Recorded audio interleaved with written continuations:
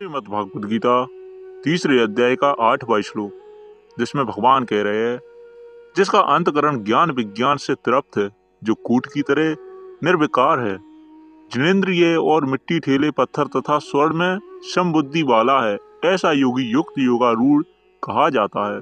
मतलब यहाँ कर्म योग का प्रकरण है, अतः यहाँ कर्म करने की जानकारी का नाम ज्ञान है और कर्मों की सिद्धि असिद्धि में सम रहने का नाम विज्ञान है। स्थूल शरीर से होने वाली क्रियाएं, सूक्ष्म शरीर से होने वाला चिंतन और कारण शरीर से होने वाली समाधि, इन तीनों को अपने लिए करना ज्ञान नहीं है।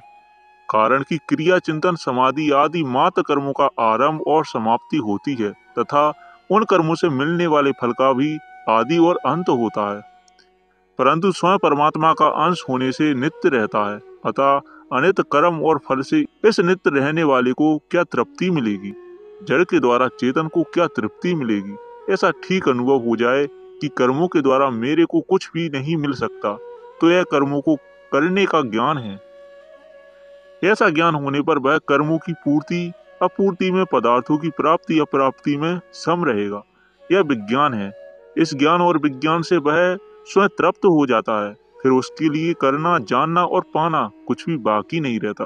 कूट हेरन एक लोह पिंड होता है, जिस पर लोहा, सोना, चांदी आदि अनेक रूपों में गढ़े जाते हैं, पर वह एक रूप ही रहता है। ऐसे ही सिद्ध महापुरुषों के सामने तरह तरह की परिस्थितियां आती हैं, पर वह कूट की तरह ज्यों का त्यों निर्विकार रहता है।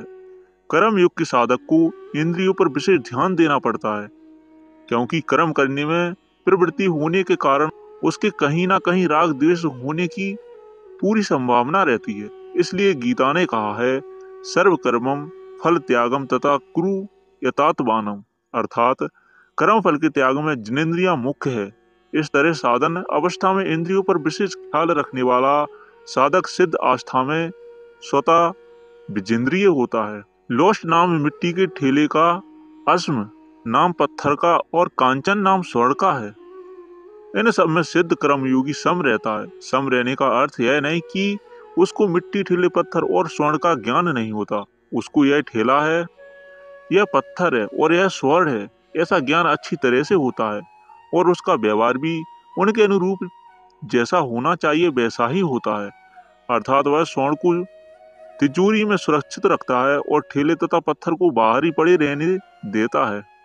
ऐसा होने पर भी स्वर्ण चला जाए, धन चला जाए तो उसके मन पर कोई असर नहीं पड़ता, और स्वर्ण मिल जाए तो भी उसके मन पर कोई असर नहीं पड़ता। अर्थात उनके आने जाने से, बनने बिगड़ने से उसको हर्ष शोक नहीं होते।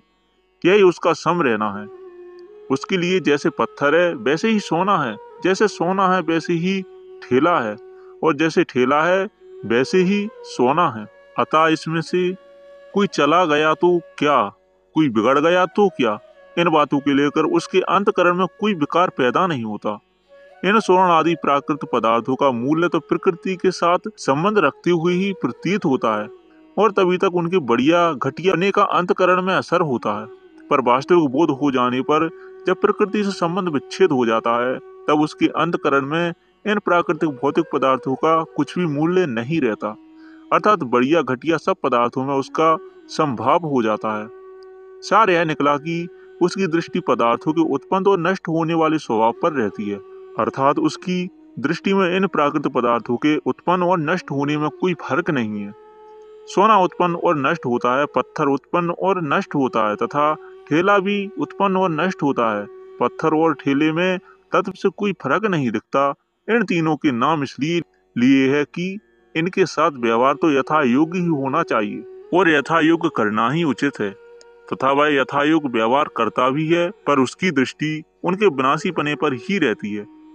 उनमें जो परमात्मा तत्व एक समान परिपूर्ण है, उस परमात्मा तत्व की स्वतः सिद्ध समता उसमें रहती है।